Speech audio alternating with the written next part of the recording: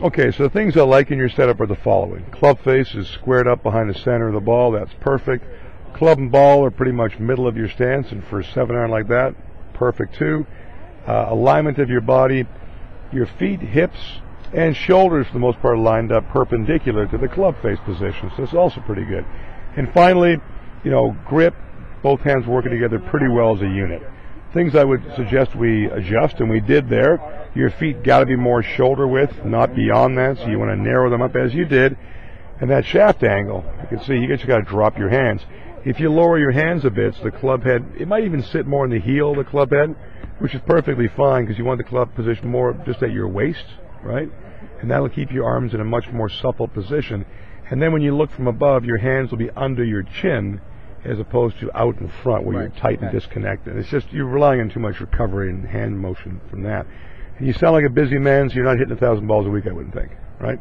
Because that's what you have to do to time it. Twice a week. Yeah. So to make it easier, shaft angle below. Maybe just verify you got the body weight and the balls of your feet, which is physically easy, just to feel like you're solidly set. Basic keys. We're going to watch your swing going back from this position now, from where you're at.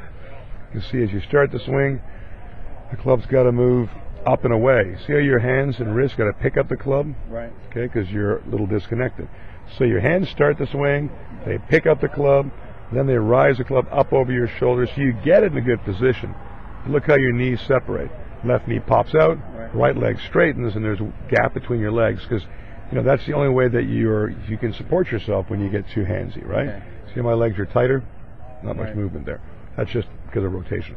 So on the way back down, your arms are going to come down in front, trying to keep it back, and this one you did a pretty good job of being neutral as you extend, not over the top, and you drive on to the left side.